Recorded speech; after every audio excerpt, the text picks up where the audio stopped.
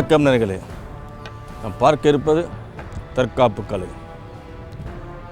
தற்காப்பு கலை என்பது பல முகம் கொண்ட ஒரு கலை தான்.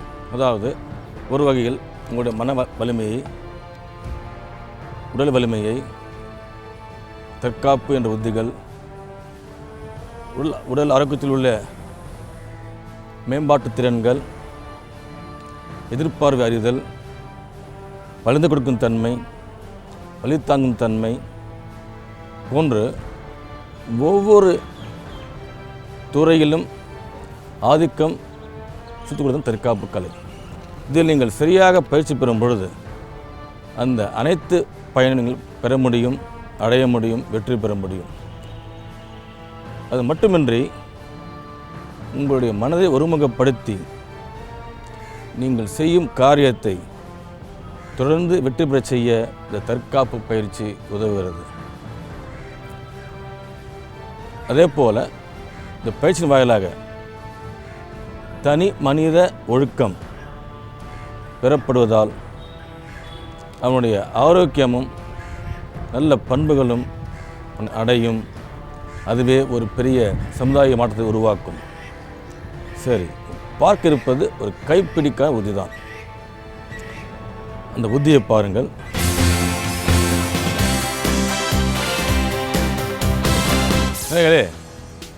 உத்தி என்னவென்றால் ஒரு பிடி போடும் உத்தி தான். நாம் ஒரு எதிரியை பிடி போட முடியும் பல வகைகளில்.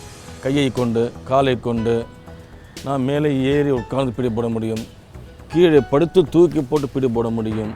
ஆக பிடி என்பது ஒரு தனி கலை. அதில் 100க்கும் மேற்பட்ட பிடிபோடும் புத்தி உள்ளது ஒவ்வொரு தற்காப்பு கலைகளிலும். அந்த பிடிபோடுவது என்பது என்னவென்றால் எதிரியை முடக்கி நம் கையில் வைத்துக் கொள்வது தான். அந்த வகையில் நம் பார்ப்பது சில உண்டு. குறிப்பாக மேலே குத்தும் பொழுது தடுக்கவும் மேல் பக்கமாக சென்று கையை போட்டு பிடிப்பதுதான். அடுத்து பார்த்தோம் கையை கீழ்நோக்கி சென்று பிடிபடுவது.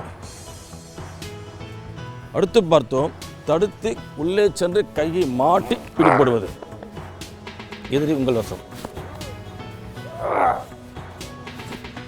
அடுத்து பார்த்தோம் தாக்கும் பொழுது தடுத்து உள்ளே சென்று பிடிபடுவது. இவை அனைத்தும் பிடிபடும் புத்திகள் தான். இருப்பினும் இப்போ நாம் பார்க்கிற புதிய உத்தியே இது ஒரு கராத்தே உத்தி தான். இந்த புத்தி ஏறக்குறைய அனைத்து தற்காப்புகளும் உள்ளது. அவர் செய்யும் அந்த முறைகள் சற்று மாறுபடும். இந்த புத்தியை பாருங்கள். எதிரிகளை மேலே தாக்கும் பொழுது செய்யும் முதல் செயல் தடுத்தல் தான். தடுங்கள். அந்த கையை சுழற்றி இழுங்கள். இப்போ எதிரி உங்கள் வசம். எதிரியால் தப்பிக்க இயலாது. இது கை தூக்க தூக்க அவங்க தோள்பட்டை முறியும்.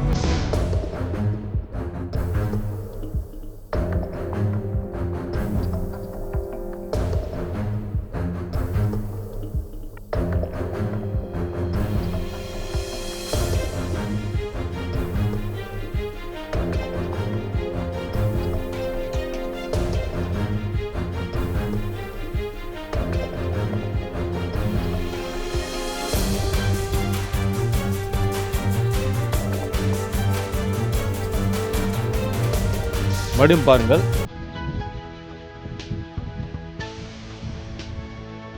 மேலே தாக்கும் பொழுது தடுங்கள். கடமை கையை சுழற்றி மேலே தூக்கும் பொழுது மறு கையால் தாக்குங்கள். கையை மடக்குங்கள். இப்போது எதிர் உங்கள் வசம்.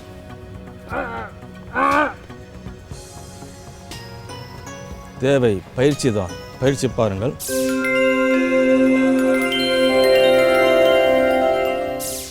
பயிற்சியை பாருங்கள். இது பிடி போடும் புத்தி. பிடி என்பது நம் கையை கொண்டு பிடி போட முடியும், நம்முடைய காலை கொண்டும் பிடி போட முடியும், எகிரி மேலே அமர்ந்து பிடி போட முடியும், படுத்து தூக்கி போட்டு பிடி போட முடியும். பல வகை உண்டு. இது ஒரு எளிய உத்தி தான்.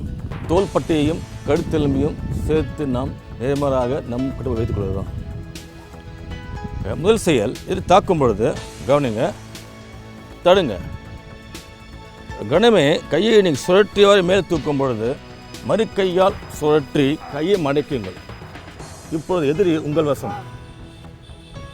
நீங்கள் இப்போது கையை நீங்கள் தூக்க எதிரி உடைய தோள்பட்டை அகலும் உங்கள் வசம். எளிமைதான்.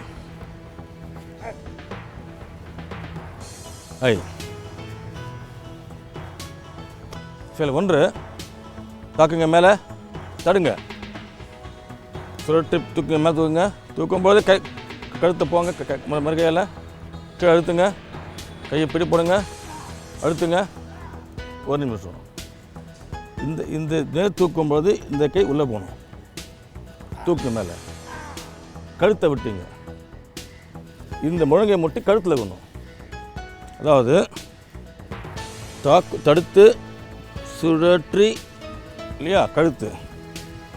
இப்போதான் உங்களுக்கு இந்த கழுத்தில் நம்முடைய முழங்கை முட்டிக்கணும். இப்போதான் எதிரி நம்ம வசம்.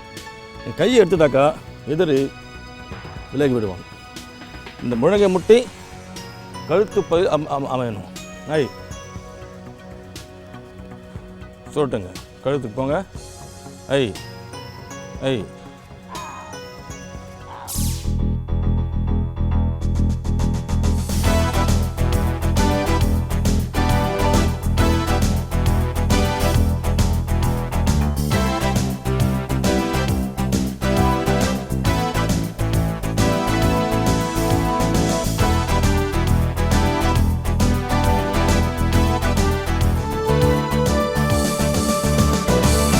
இது பார்ப்பதற்கு கடினமாக இருக்கும். ஆனால் செய்முறையில் பயிற்சி பெற்று செய்யும் பொழுது எளிமைதான். சரி, ஒன்று தாக்கும் பொழுது தடுங்கள், சுழற்றுங்கள், கையை விழிச்செல்லுங்கள், பிடி போடுங்கள். தேவை பயிற்சி மட்டும்தான். மேலே உத்தியை பார்த்தீர்கள், உங்களுக்கு புரிந்திருக்கும். ஒரே உத்தியை நாம் எவ்வாறெல்லாம் செய்யலாம். ஒருவேளை நீங்கள் அந்த உத்தியை முறையில் ஆரம்பித்தாலும் நீங்கள் முறையாக பயிற்சி பெறும்பொழுது அந்த தவற்றை மூலமாகவே நீங்கள் சரி செய்து கொள்ள முடியும் அந்த புத்தியை. இது போன்ற உயர்நுணுக்க பயிற்சிக்கு அந்த ஆசிரியர் மிக அவசியம். அந்த ஆசிரியர் அனைத்தும் கற்றிருக்க வேண்டும், அதில் அவர் தேர்ச்சி பெற்றிருக்க வேண்டும். அந்த அனுபவம்தான் உங்களுக்கு ஒரு சிறந்த தற்காப்பாக அமையும்.